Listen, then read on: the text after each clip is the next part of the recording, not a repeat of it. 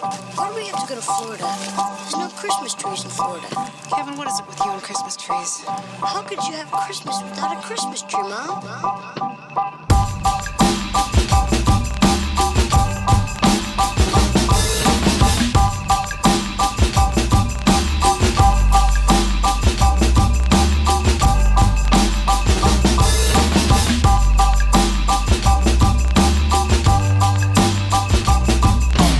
Hey, Τόνι, έχουμε καιρό να τα πούμε, αλλά επέστρεψα για ακόμα ένα review. Χρησιμοποιώ το καινούριο iPad Pro του 2020 τον τελευταίο μήνα. Αυτό είναι το μικρό μοντέλο των 11 inch, Space Gray χρώμα και 128GB base storage. Εξωτερικά είναι σχεδόν το ίδιο με το προηγούμενο μοντέλο του 2018. Ο μόνος τρόπος να τα διαχωρίσει μεταξύ τους είναι αν το γυρίσεις από πίσω, όπου βρίσκεται αυτό το μεγάλο τετράγωνο που κρύβονται οι καινούργιες κάμερες. Πέρα από την κάμερα όμως που αναβαθμίστηκε, που είναι το μόνο πράγμα που το διαχωρίζει εξωτερικά από το προηγούμενο μοντέλο, θα μιλήσουμε για αυτή σε πολύ λίγο. Αναβαθμίστηκε και εσωτερικά με τον καινούριο επεξεργαστή της Apple, τον A12Z Bionic, 6GB RAM αντί για 4 που είχε το μοντέλο του 2018, καθώς και ότι πλέον το base model ξεκινάει από τα 128GB αντί για 64 που ξεκινούσε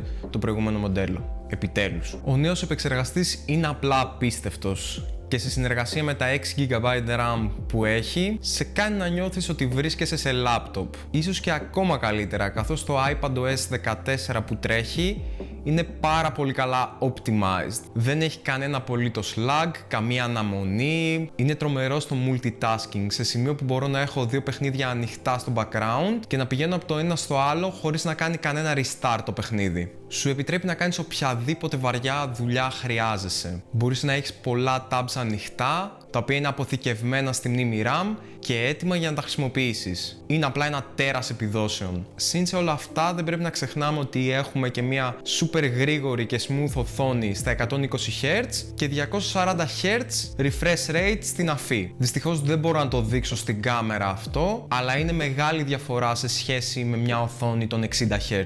Plus, ότι αν το παιχνίδι που θες να παίξεις είναι optimized για αυτό το refresh rate των 120Hz, το experience είναι τελείως διαφορετικό. Και τώρα έχουμε και τις κάμερες, οι οποίες αναβαθμίστηκαν και αυτές. Αναρωτιέμαι βέβαια αρκετά για ποιο λόγο να χρειάζεται κάποιος να έχει στο πίσω μέρος από ένα tablet τέλειες κάμερες. Σε φάση ποιος θα είναι έτσι και θα βγάζει, ξέρω εγώ, φωτογραφίες ή βίντεο. Δεν μου κάθεται καλά. Μπορώ να καταλάβω βέβαια το λόγο του να υπάρχει μια κάμερα στο πίσω μέρος, σε περίπτωση που θες να κάνεις κάποιο video call ή να σκανάρεις κάποιο αρχείο, αλλά δύο κάμερες.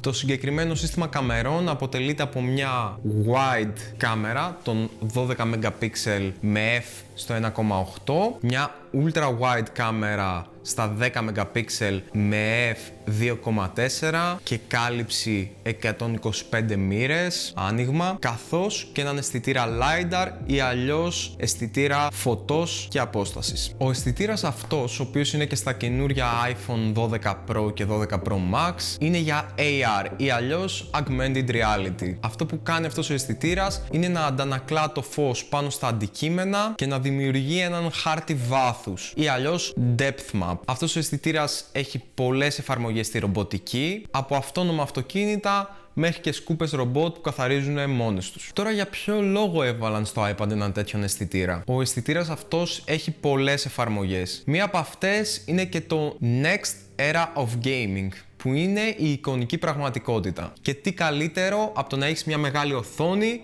που να μπορεί να το κάνει αυτό. Σωστά. Ακόμα υπάρχουν εφαρμογές που σου επιτρέπουν να σκανάρεις ένα αντικείμενο ή έναν χώρο και να δημιουργήσεις ένα 3D model. Οπότε σίγουρα για κάποιες δουλειές είναι χρήσιμο. Η άποψή μου είναι ότι η Apple επέλεξε να βάλει τον LiDAR αισθητήρα στο iPad για να δουν τι είναι ικανοί να φτιάξουν οι developers και έπειτα να βελτιώσουν τις κάμερες του iPhone 12 Pro. Ας μην ξεχνάμε ότι το iPad Pro βγήκε τον Μάρτιο και τα καινούργια iPhone βγήκαν τον Νοέμβριο. Οπότε σίγουρα κατάφεραν να συλλέξουν αρκετά δεδομένα από αυτόν τον αισθητήρα. Κάτι περίεργο που παρατήρησα είναι πως παρότι ο καινούριος αισθητήρας σου επιτρέπει να κάνεις μέτρηση βάθους, οι πίσω κάμερες δεν έχουν το portrait mode. Δηλαδή, με ποια λογική χρησιμοποιείς έναν αισθητήρα που μετράει το βάθος και δεν το χρησιμοποιείς για το ένα πράγμα που θα θέλει ο περισσότερος κόσμος, να βγάλει μια portrait φωτογραφία. Παρ' όλα αυτά, η μπροστινή κάμερα έχει κανονικά portrait mode. Τώρα πίσω στις κάμερες. Σίγουρα έχω να πω ότι είναι καλές, αλλά όχι όσο καλές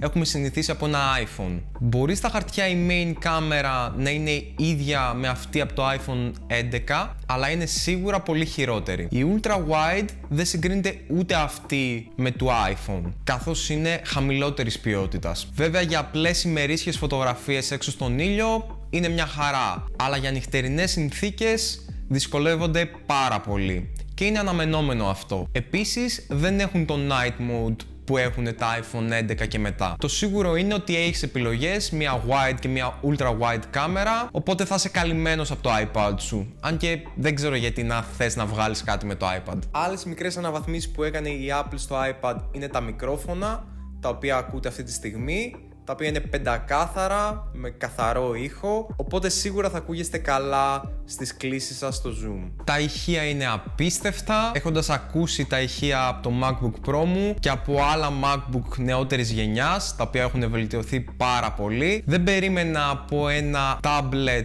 που είναι πιο λεπτό από ένα στυλό να έχει τόσο καλό ήχο. Πάρα πολύ καθαρό, με δυνατή ένταση και πολύ καλό μπάσο.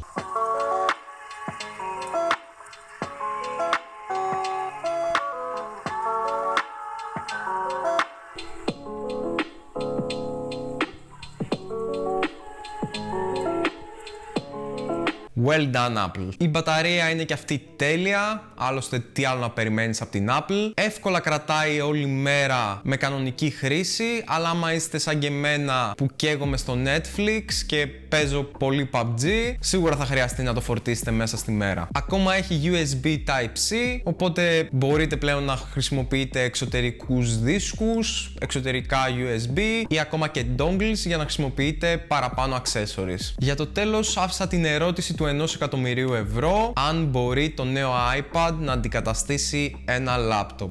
Από το iPadOS 13 ακόμα, η Apple είχε αρχίσει να κάνει integrate την υποστήριξη για ποντίκι και για πληκτρολόγιο. Με το iPadOS 14 φαίνεται ότι προσπαθεί να βελτιώσει ακόμα περισσότερο την εμπειρία με διάφορα gestures. Επίσης σου επιτρέπει να κάνεις split view και να χρησιμοποιείς δύο εφαρμογές ταυτόχρονα ή ακόμα και τρεις με το να βάλεις ένα τρίτο παραθυράκι. Η απάντησή μου όμως δεν είναι τόσο απλή. Θεωρώ ότι εξαρτάται από το τι το θέλει ο καθένας. Θεωρώ ότι ναι, μπορεί να αντικαταστήσει ένα λάπτοπ, αλλά μέχρι ένα σημείο και τις ανάγκες του καθενός, όπως είπα. Για κάποιον σαν και εμένα που ασχολούμαι με τον προγραμματισμό, δεν έχει φτάσει ακόμα σε αυτό το σημείο έτσι ώστε να μπορώ να πω ότι αφήνω το MacBook και χρησιμοποιώ μόνο το iPad. Καθώς δεν έχει αρκετούς compiler για γλώσσες προγραμματισμού, δεν έχει κάποιο πολύ καλό file management system. Σίγουρα έχει βελτιώσει το files η Apple, αλλά θέλει ακόμα πολλή δουλειά. Αλλά θεωρώ ότι για κάποιον φοιτητή ή για κάποιον που έχει λιγότερες υποχρεώσεις, μπορείς εύκολα να τρέξεις Word, μπορείς εύκολα να τρέξεις web browsers προφανώς, να έχεις δύο web browsers ταυτόχρονα, να έχεις Excel, να έχεις PowerPoints, Zoom. Θεωρώ πως μπορεί κάποιος πολύ εύκολα να διαβάσει σε αυτό. Αλλά απ' την άλλη, θεωρώ πως κιόλας χρειάζεται πολλή δουλειά ακόμα για όλους τους χρήστες να μπορούν να μεταφερθούν σε ένα iPad. Αυτό ήταν το βιντεάκι για σήμερα. Ελπίζω να σας άρεσε. Κάντε likes πατώντας το κουμπάκι αυτό. Κάντε σχόλια από κάτω και πείτε μου τι πιστεύετε εσείς, αν μπορεί όντως να αντικαταστήσει ένα iPad το laptop. Κάντε subscribe και θα τα πούμε στο επόμενο βίντεο. See ya!